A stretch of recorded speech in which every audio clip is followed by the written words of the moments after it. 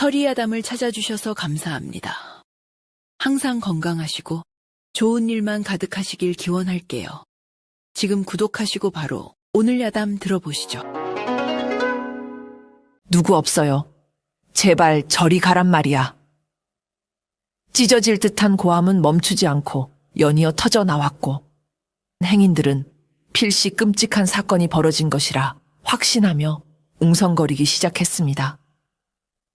특히나 이 집은 마을에서 가장 겁 많고 유약하기로 소문난 연홍낭자의 거처였기에 사람들의 불길한 예감은 더욱 증폭되어 누군가는 관아에 달려가야 한다고 소리쳤고 누군가는 몽둥이를 찾아들었습니다.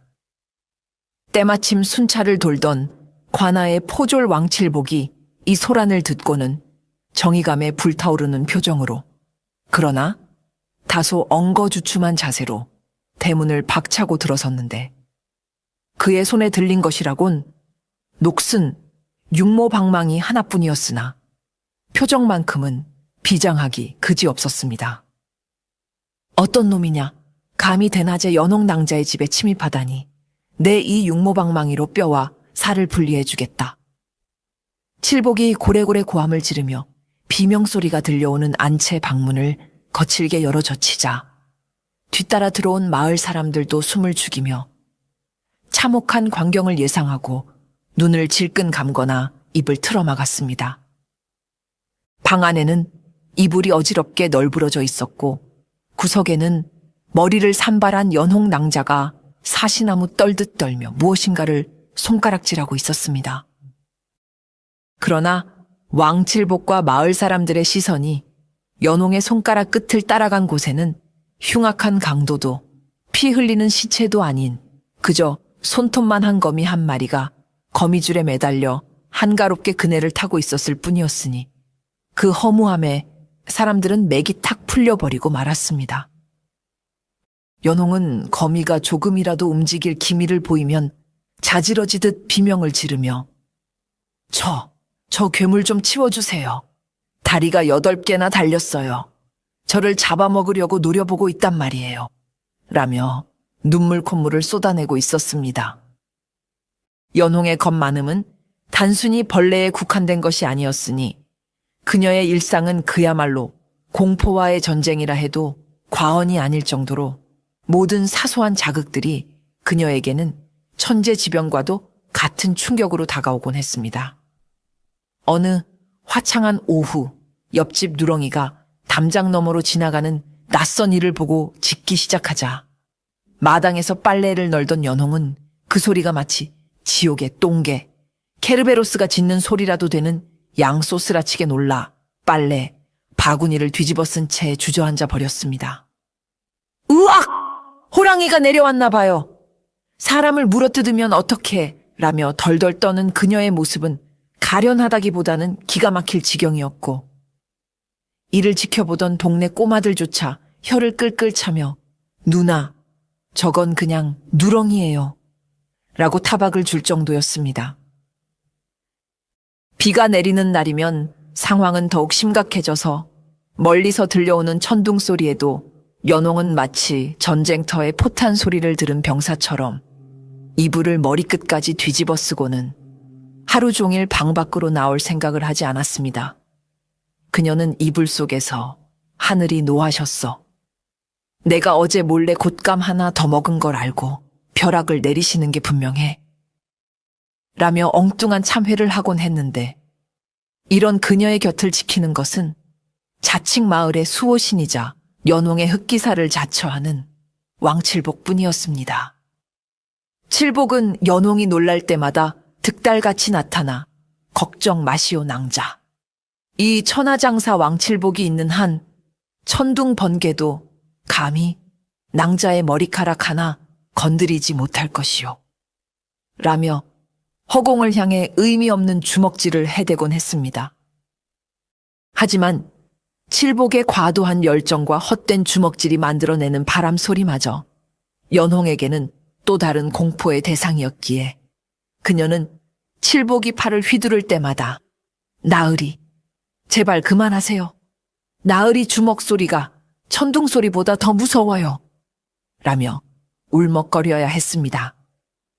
칠복은 그것을 자신의 무공이 너무나 강력하여 생긴 부작용이라 착각하고는 허허, 내 내공이 너무 깊어 낭자를 놀라게 했구려.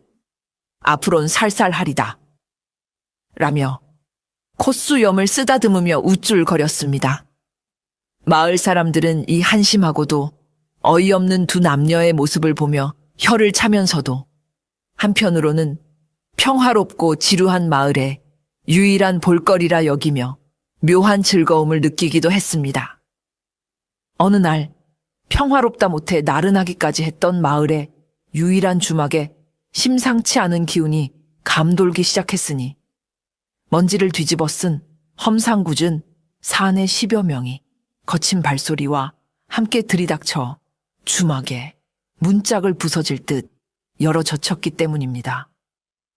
그들은 하나같이 얼굴에 흉터가 있거나 덩치가 곤만하여 보기만 해도 오금을 저리게 만드는 자들이었는데 이들이 바로 인근 산채를 근거지로 삼아 악명을 떨치고 있는 산적대 흑풍회였습니다.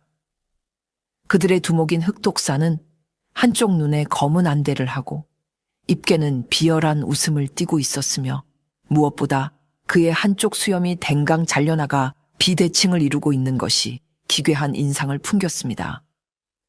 흑독사는 주막 한가운데 있는 탁자에 자신의 거대한 돌을 콱 내려놓으며 주막 안에 있던 손님들을 위협적인 눈빛으로 훑어본 뒤 걸걸한 목소리로 외쳤습니다. 이 마을 촌놈들은 귀를 씻고 잘 들어라. 우리는 전설의 검객이라 불리는 백매화라는 년을 찾고 있다. 그년이 이 마을 어딘가에 숨어 쥐새끼처럼 살고 있다는 첩보를 입수했다. 그의 고함 소리에 주막 주인은 사시나무 떨듯 떨며 술병을 떨어뜨렸고 손님들은 숨소리조차 내지 못하고 고개를 숙였습니다. 백매화라면 5년 전 강호의 고수들을 차례로 꺾고 홀연히 사라진 전설적인 존재였으나 이런 총구석에 숨어 있다는 것은 상상조차 할 수 없는 일이었습니다. 마을 훈장 어른이 용기를 내어 저 두목님, 백매화라니요. 그런 무시무시한 고수가 이런 깡촌에 있을 리가 있겠습니까? 우리 마을에는 호미질도 제대로 못하는 농사꾼들과 겁 많은 아낙네들 뿐입니다요. 라고 말하자 흑독사는 코웃음을 치며 훈장의 갓을 칼끝으로 건드렸습니다. 고수란 원래 정체를 숨기고 평범한 사람인 척하는 법이지. 내 잘린 수염의 원수를 갚기 전까진 이 마을을 한 발짝도 떠나지 않을 것이다. 만약 백매화를 숨겨주는 놈이 있다면 그 놈의 수염뿐만 아니라 목까지 댕강 잘라버릴 테니 그리 알아라. 흑독사의 섯을 퍼런 협박에 주막 안은 찬물을 끼얹은 듯 조용해졌지만 속으로는 다들 백매화가 누군지는 몰라도 미친놈한테 잘못 걸렸구나라며 혀를 찰 뿐이었습니다. 흑독사의 명령을 받은 흑풍회 졸개들은 마을을 이 잡듯이 뒤지기 시작했고 개중 성질이 가장 더럽기로 소문난 행동대장 쌍도끼와 그 부하들이 연홍의 집 대문을 발로 차고 들어왔습니다. 마침 부엌에서 저녁 준비를 돕고 있던 연홍은 낯선 사내들이 흑발로 마루에 올라서는 소리를 듣고는 기겁을 하며 부뚜막 뒤로 숨어들었습니다. 쌍도끼는 안채를 쑥대밭으로 만들며 백매화 나와라. 아니면 돈 되는 거라도 다 내놔 라고 소리쳤고 하녀들이 비명을 지르며 도망치자 그 광경을 즐기듯 껄껄거렸습니다. 그러다 부엌 구석에 웅크리고 있는 연홍을 발견한 쌍도끼는 음흉한 미소를 지으며 다가갔습니다. 오호라, 여기 아주 곱게 생긴 낭자가 숨어 있었구먼.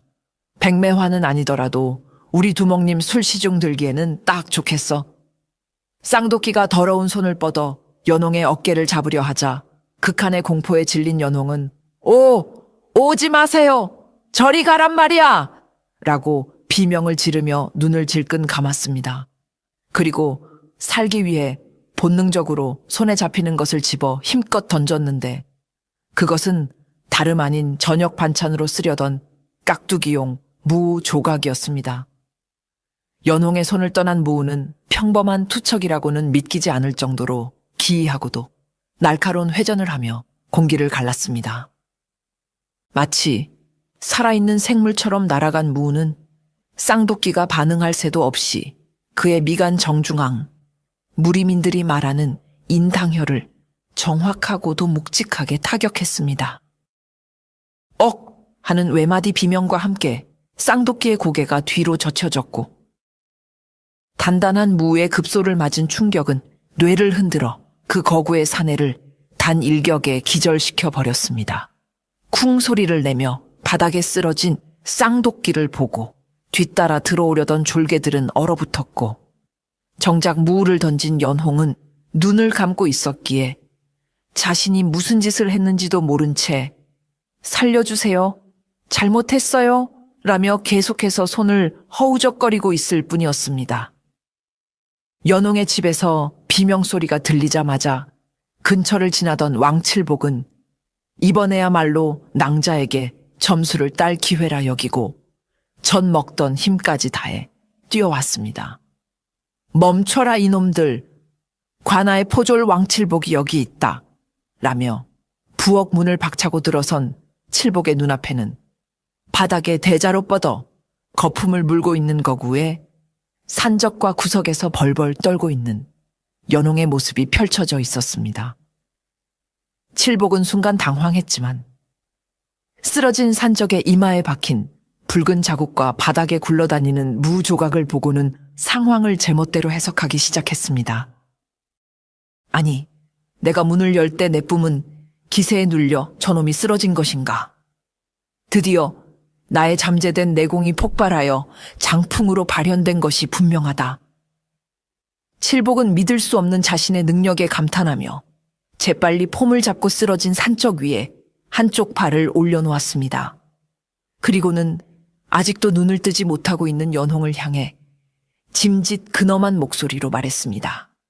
낭자, 이제 안심하시오. 이 칠복이 기공을 사용하여 순식간에 요놈을 제압했소이다.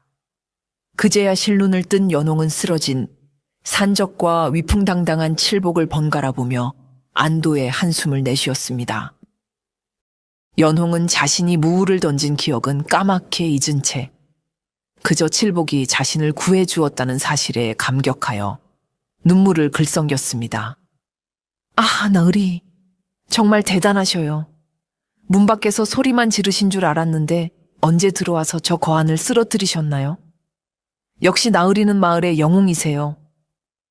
연홍의 칭송의 칠복의 어깨는 하늘 높은 줄 모르고 치솟았고 그는 코평수를 넓히며 허세를 부렸습니다. 하하하, 이 정도는 저에게 식은 죽 먹기지요. 무 하나로도 바위를 깨는 것이 진정한 고수 아니겠소? 사실은 연홍이 한 일임을 꿈에도 모르는 두 사람의 착각은 걷잡을 수 없이 커져만 갔습니다.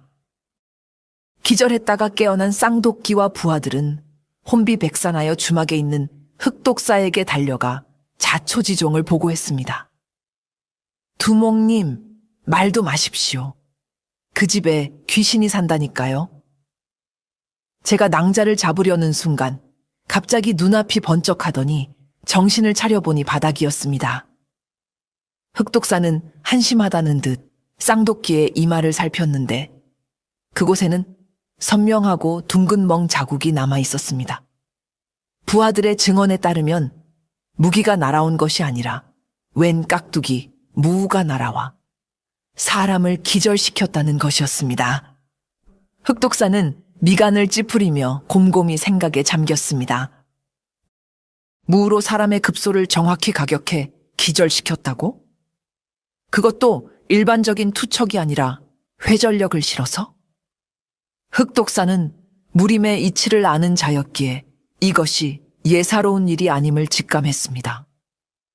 보통의 완력으로는 무 같은 둔탁한 물체로 사람을 기절시키기 힘들며 정확히 인당혈을 노렸다는 것은 고도의 집중력과 내공이 없으면 불가능한 일이었기 때문입니다. 그는 탁자를 손가락으로 두드리며 중얼거렸습니다. 혹시 그 집에 백매화가 숨어 있는 건가? 아니면 그 낭자가 백매화인 건가? 하지만 흑독사는 곧 고개를 저으며 자신의 추리를 부정했습니다. 아니야, 보고에 따르면 그 낭자는 벌레만 봐도 기절하고 천둥 소리에도 오줌을 지릴 뻔한다는 천하의 겁쟁이라지 않았나. 백매화는 피도 눈물도 없는 냉혈한이다. 그런 겁쟁이가 백매화일 리 없어. 그는 혼란스러워하며 다시 부하들을 다그쳤습니다. 그때 그 포졸놈이 나타났다고 했지. 왕칠복이라던가. 혹시 그놈이 고수일 수도 있다. 아니면 그 낭자의 뒤에 숨은 조력자가 있거나. 오늘 밤 다시 한번 확인해 봐야겠다. 이번엔 내가 직접 놈들을 시험해 보리라. 의심을 거두지 못한 흑독사는 그날 밤 자신의 오른팔이자 날렵하기로 소문난 자객 비연을 연홍의 집으로 보냈습니다. 달빛조차 구름에 가려진 칠흑 같은 밤, 비연은 소리 없이 담을 넘어 연홍이 잠든 안채로 스며들었습니다. 그러나 예민한 감각을 가진 연홍은 마루가 삐걱거리는 미세한 소리에 화들짝 놀라 잠에서 깼습니다. 누구세요? 귀신인가요? 연홍은 이불을 뒤집어 쓴 채 덜덜 떨다가 목이 말라 부엌으로 물을 마시러 가려던 참이었습니다. 부엌 문을 열고 나오던 연홍은 복면을 쓴 비연과 마주치자마자 으악, 도둑이야 라고 비명을 지르며 뒷걸음질 쳤습니다.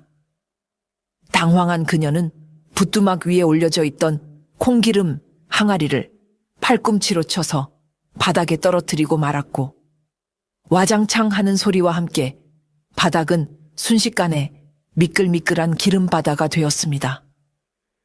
비연은 연홍의 입을 막기 위해 단도를 빼들고 쇄도했으나 흑독사도 예상치 못한 변수가 그를 기다리고 있었습니다. 비연이 바닥을 딛는 순간 그의 발은 마치 얼음판 위를 지치는 썰매처럼 통제 불능 상태로 미끄러졌습니다. 무림 고수의 경공술도 콩기름 앞에서는 무용지물이었으니 비연은 공중에서 허우적대다가 그대로 벽을 향해 돌진했습니다.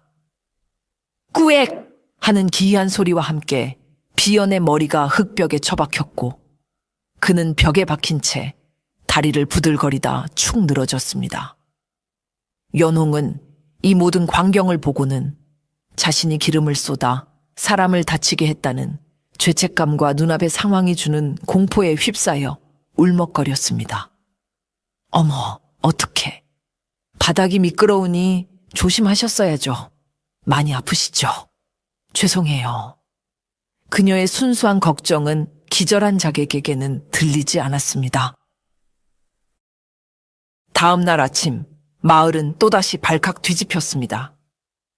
연홍의 집 부엌벽에 머리가 박힌 채 기절해 있는 복면 자객이 발견되었기 때문입니다. 그리고 그 현장에는 어김없이 왕칠복이 나타나 사건을 수습하고 있었습니다. 칠복은 자객을 포승줄로 묶으며 몰려든 마을 사람들에게 침을 튀겨가며 무용담을 늘어놓았습니다. 어젯밤 제가 순찰을 돌던 중 수상한 낌새를 느끼고 잠복해 있었지요. 이 자객놈이 낭자를 해치려 하기에 제가 미리 바닥에 기름을 뿌려두는 고도의 유막 전술을 펼쳤습니다.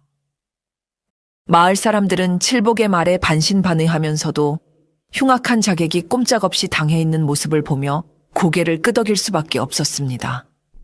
역시 왕포졸이네. 평소엔 칠칠 맞아 보여도 위기 때는 제 몫을 하는구먼. 특히 마을 처녀들은 칠복의 듬직한 모습에 얼굴을 붉히기도 했고 연홍 역시 그를 존경과 감사의 눈빛으로 바라보았습니다. 하지만 연홍의 마음 한구석에는 찜찜함이 남아 있었습니다. 분명 내가 실수로 항가리를 깬 것 같은데 나으리께서 미리 계획하신 거였구나. 내가 망칠 뻔했네. 죄송해라. 칠복은 연홍의 시선을 느끼자 더욱 어깨를 펴며 말했습니다. 낭자, 너무 미안해 하지 마시오. 이 칠복은 낭자의 안전을 위해서라면 기름이 아니라 꿀이라도 바를 준비가 되어 있소이다. 그의 뻔뻔한 거짓말은 하늘을 찌를 듯했고 흑독사가 심어놓은 첩자들은 이 내용을 고스란히 적어 산채로 보냈습니다. 보고를 받은 흑독사는 머리를 감싸 쥐었습니다. 기름을 이용한 함정이라니 왕칠복, 저놈이 멍청한 척하는 고수가 맞는가 보군. 하지만 뭔가 석연치 않아.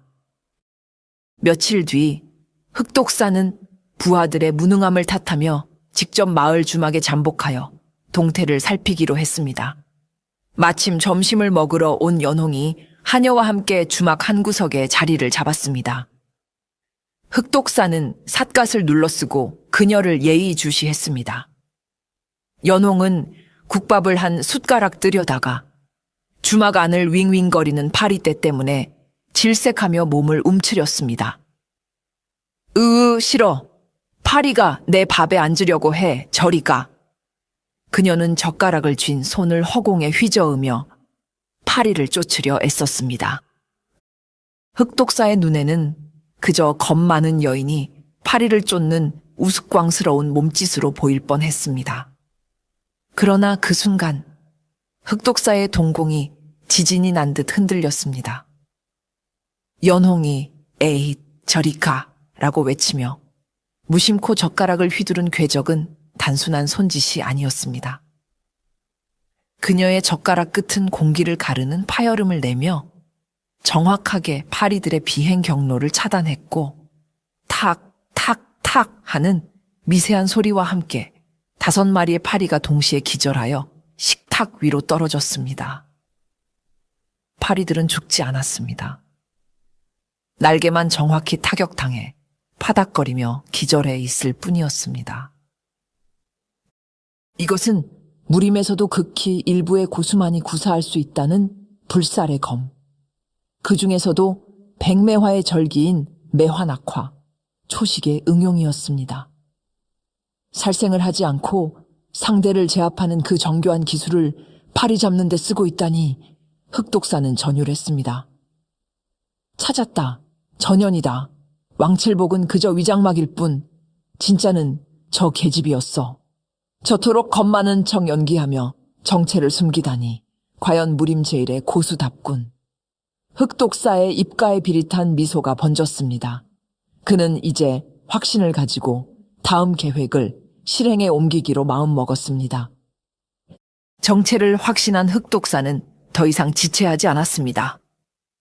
해가 뉘엿뉘엿 지고 땅거미가 내려앉을 무렵 집으로 돌아가던 연홍의 앞을 흑독사가 막아섰습니다.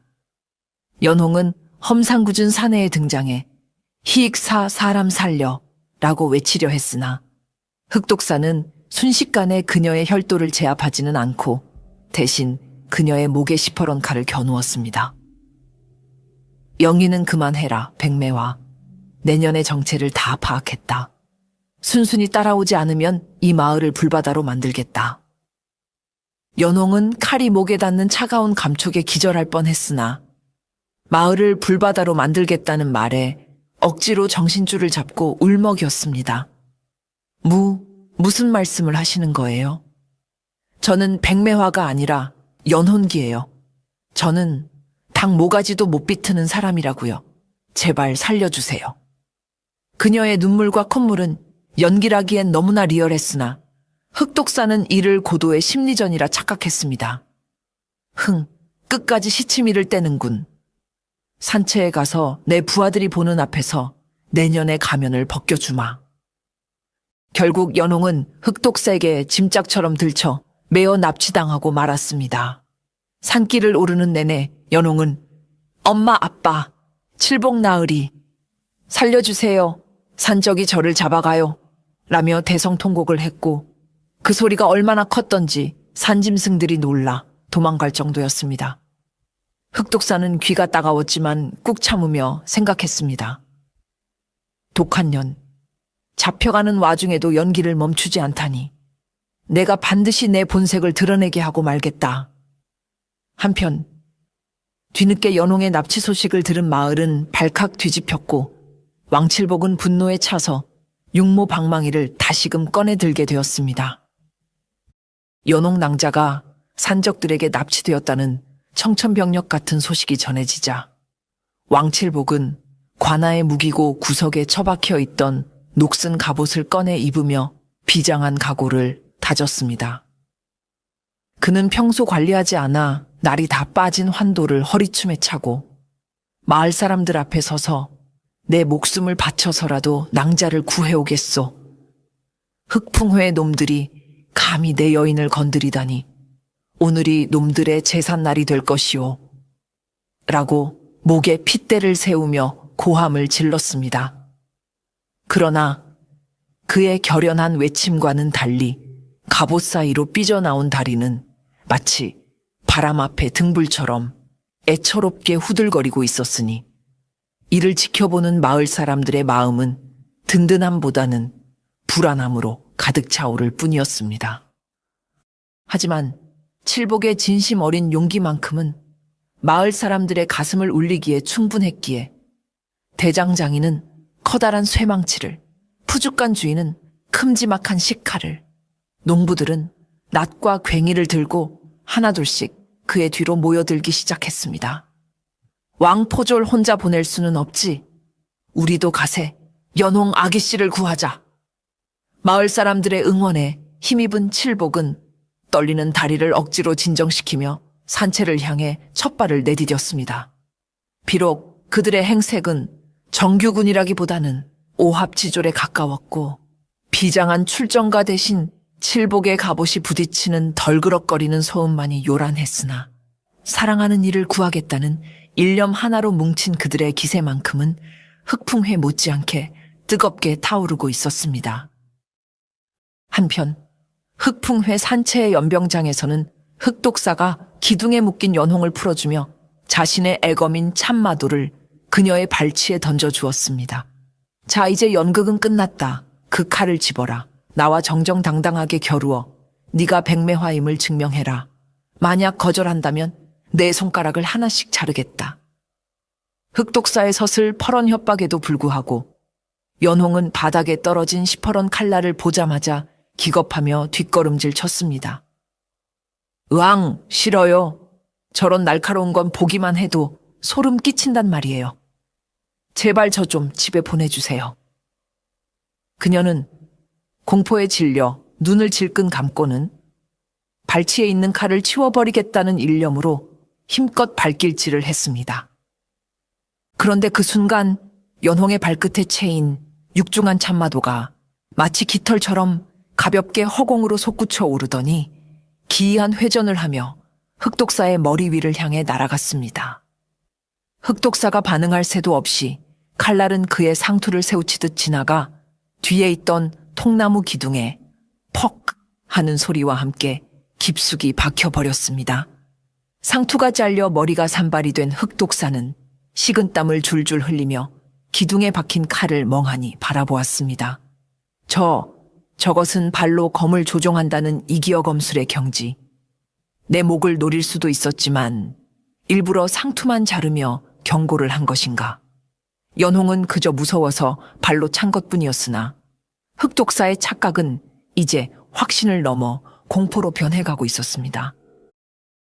그때 산채 입구 쪽에서 요란한 고함 소리와 함께 왕칠복과 마을 사람들이 들이닥쳤습니다.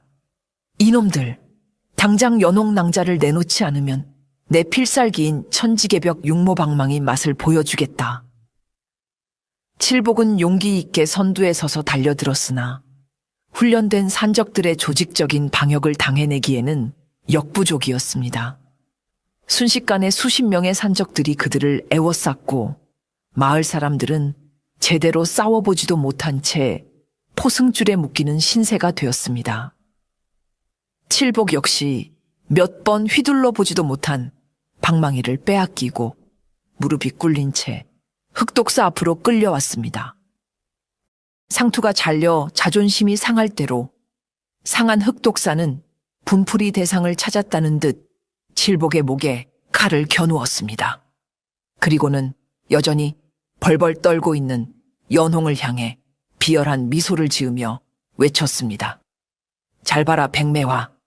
네가 계속 그 가증스러운 겁쟁이 연기를 집어치우지 않는다면 너를 구하러 온 이 멍청한 포졸놈의 목을 먼저 베어주마. 셋을 셀 때까지 검을 들지 않으면 이놈은 죽는다. 칠복은 죽음의 공포 앞에서도 연홍을 바라보며 외쳤습니다. 낭자, 내 걱정은 마시오. 눈을 감으시오. 놈들이 낭자를 보지 못하게 하시오. 칠복의 외침은 연홍의 가슴 깊은 곳에 묻어두었던 어떤 빗장을 건드리기 시작했습니다. 하나, 둘.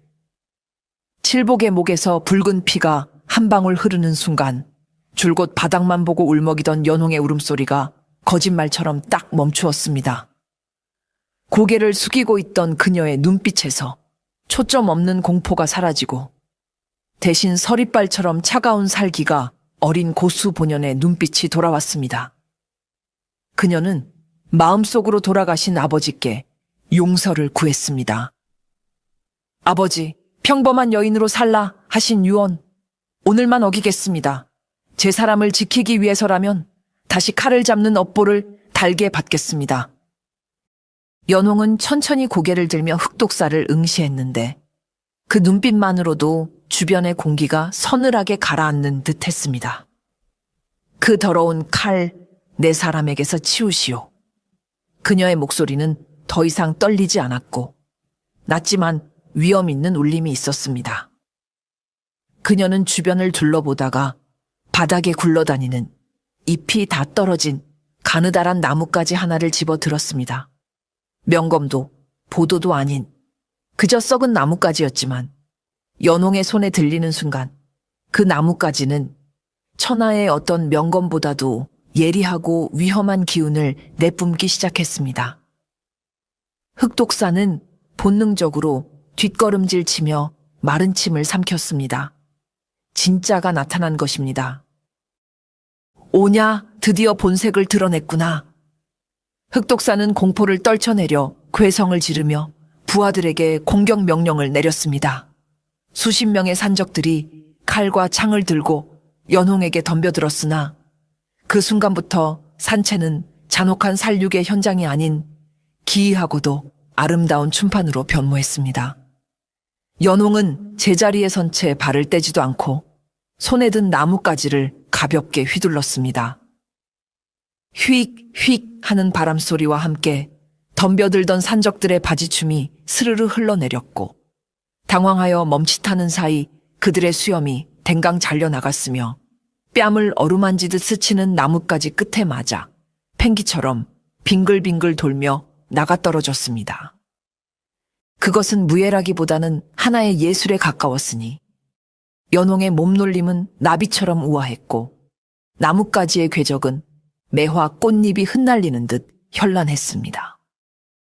피 한 방울 튀지 않았지만 산적들은 자신들이 무엇에 당했는지도 모른 채 하나둘씩 무력화되었습니다. 어떤 이는 바지가 내려가 넘어져서, 어떤 이는 상투가 잘려 놀라서, 어떤 이는 뺨을 맞고 자존심이 상해서 바닥을 구르고 있었습니다. 오직 타격과 굴욕만으로 상대를 제압하는 백매화의 절기, 불살무의 굴욕검이 시전되는 순간이었습니다.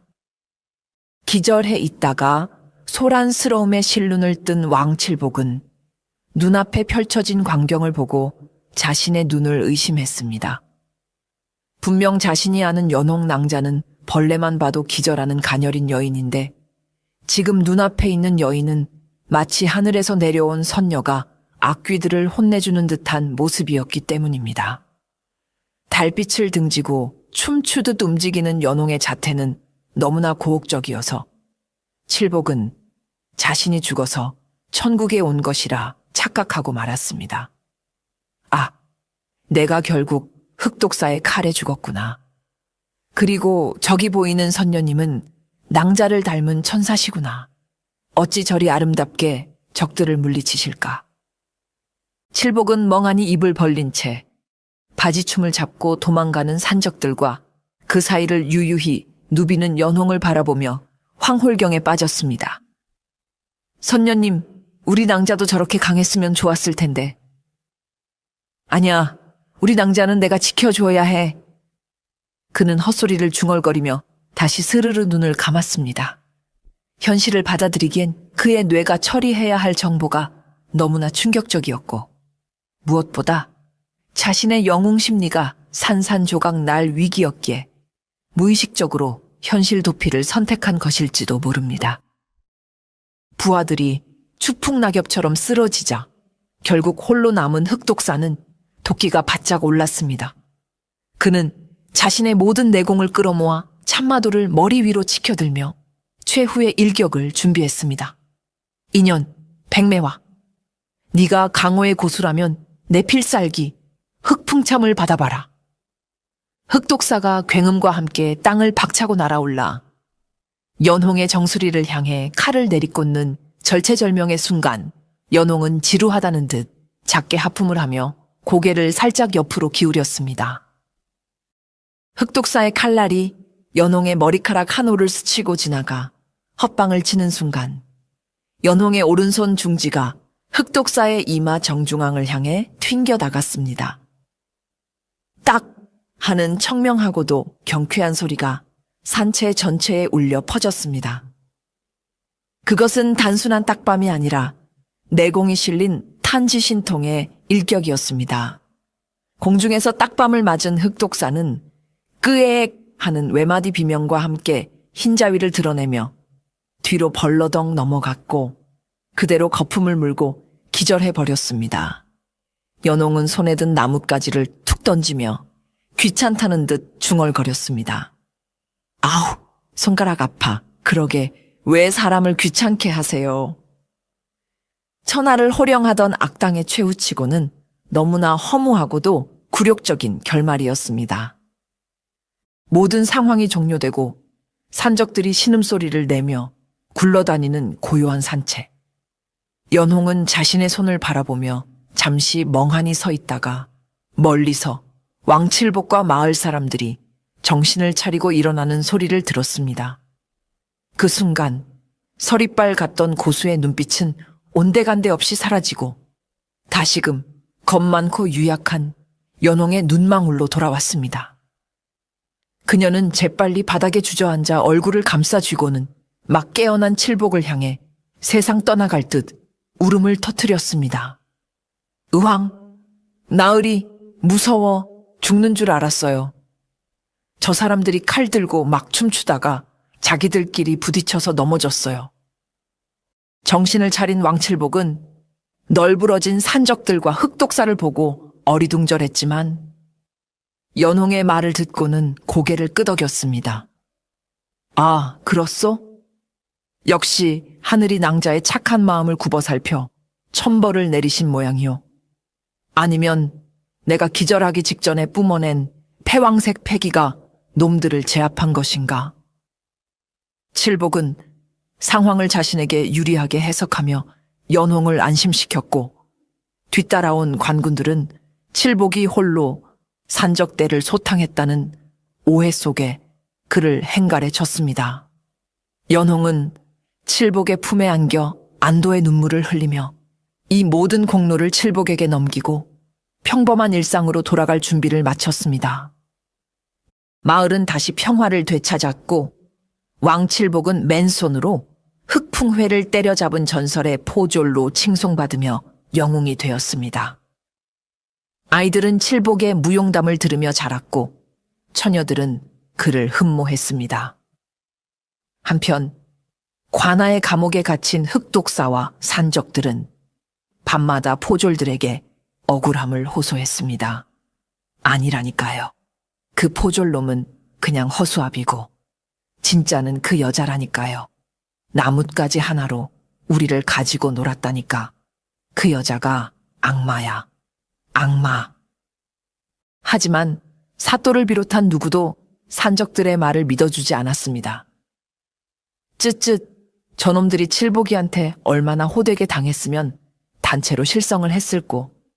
가녀린 연옥 낭자가 고수라니 지나가는 개가 웃을 소리네. 산적들은 미친 사람 취급을 받으며 옥살이를 해야 했고 진실은 그렇게 감옥의 차가운 벽 속에 묻혔습니다. 연홍은 여전히 벌레만 봐도 기절하는 척 연기하며 가끔 시장에서 마주치는 흑독사에게 눈웃음을 날려 그를 공포에 떨게 만들곤 했습니다. 어느 화창한 봄날, 칠복은 여느 때처럼 연홍의 손을 잡고 허세를 부리고 있었지요. 낭자, 이제는 걱정 마시오. 이 천하무적 왕칠복이 있는 한 세상 그 어떤 것도 낭자를 해치지 못할 것이오.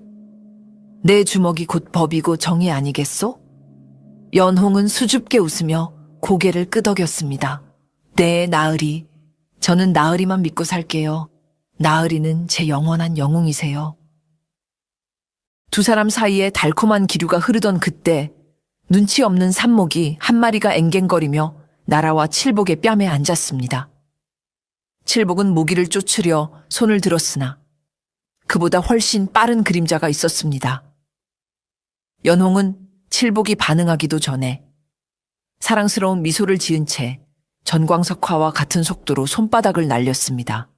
짝! 하는 소리가 어찌나 크고 찰지던지 정자의 기둥이 울릴 정도였습니다. 칠복은 뺨을 감싸쥐고 악! 비명을 질렀고 연홍의 손바닥 안에는 형체도 없이 사라진 모기의 잔해만이 남아 있었습니다. 어머, 나으리 뺨의 모기가 제가 잡았어요. 호호호. 연홍의 천진난만한 웃음과 칠복의 얼얼한 표정 위로 화면이 멈추며 조선 제1검의 이중생활은 앞으로도 계속될 것임을 암시했습니다.